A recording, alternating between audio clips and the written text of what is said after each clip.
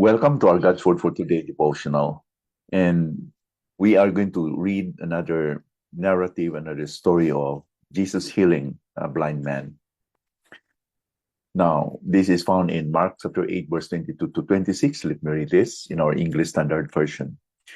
And they came to Bethsaida, and some people brought to him a blind man and begged him to touch him. And he took the blind man by the hand and led him out of the village. And when he had spit on the eyes and laid his hands on him, he asked him, "Do you see anything?"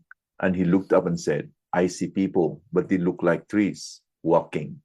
Then Jesus laid his hands on his eyes again, and he opened his eyes. His sight was restored, and he saw everything clearly. And he sent him to his home, saying, "Do not even enter the village." Now, one observation that we can see in this healing is that it was not an instant healing until Jesus touched this man again and he saw everything clearly. Jesus was in Bethsaida here. It was a fair, large city near the northern shore of the Sea of Galilee. And some people brought a blind man and they begged Jesus to touch him. Now, this is not the first time that Jesus has healed the blind.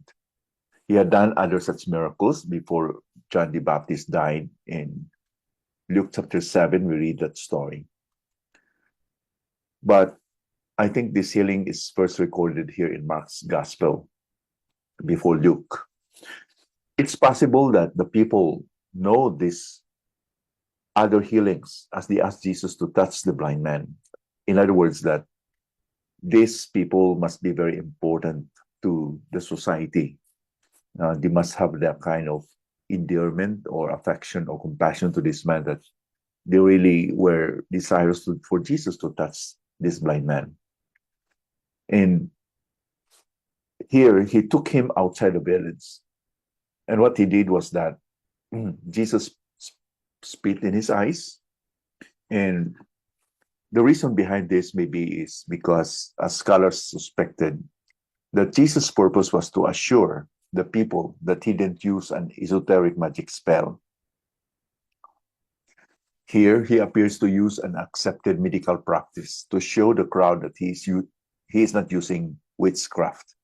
So, in other words, the spit was a normal practice for people to heal somebody.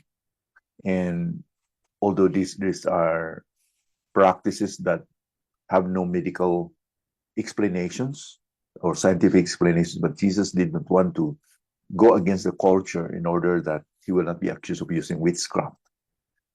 And God is well able to use medical practices as well as any other means in order to heal people.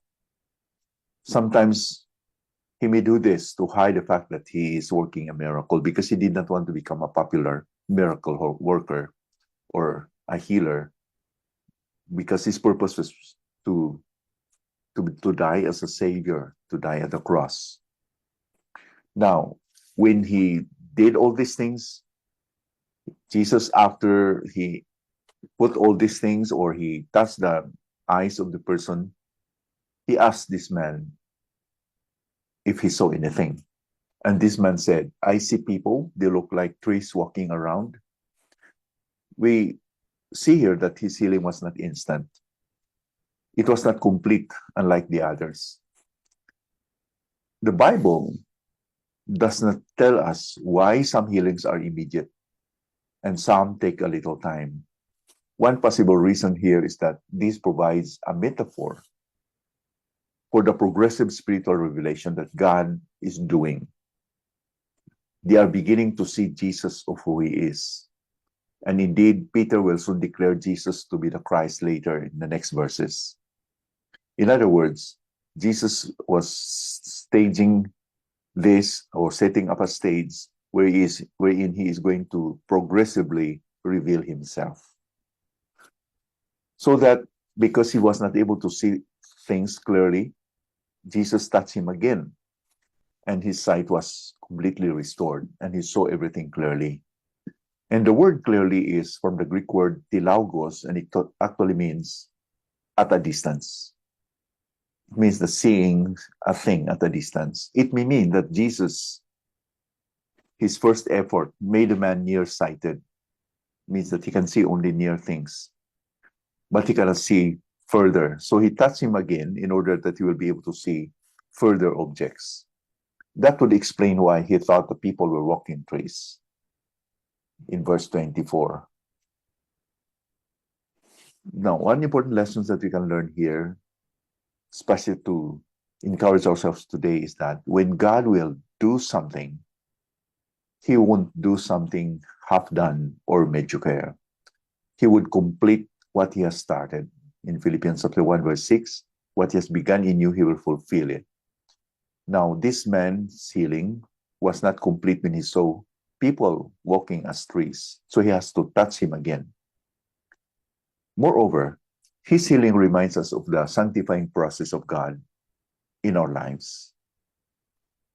When we become believers, the Holy Spirit comes to dwell in us to teach us the truth. John 16, verse 13.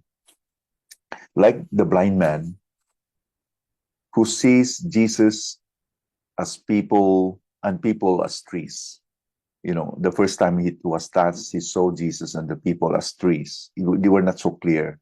He has to touch him again. And in order that the healing will be complete. Just like that, God will not put us without this process of sanctification and growth, that we will progress and walk towards becoming mature in the Lord. We begin as the blind man, seeing Jesus and people as trees walking around, but as he works in us, we learn more about God and what he has planned for us. Now, I think that is the takeaway that we can learn from today's devotional. God will complete what he has started in you and in me. And God is still revealing to us of who he is. It does not mean that when we know God of who he is today, that we will stop learning, because there are still a lot of things that we can learn and see in God. Let's trust that the Lord has rich in store for us today and even every day. Let's look forward that when we read the scriptures, we can always see new things and even more new things in the future, which can encourage us to grow and live for God more and more faithfully. Let us pray. Father, thank you so much for your word this morning. Bless this to our heart, Lord. Indeed, do we help us not to be satisfied with who we are right now, because we know that there are still a lot of things to learn in you, Lord. Help us to be like this man, that we will experience fullness in you, Lord. That we'll be able to see things clearer and clearer along the way until the final day when we'll see you face to face, the Lord Jesus. Thank you so much, Lord, for this wonderful truth this morning. In Jesus' name we pray. Amen.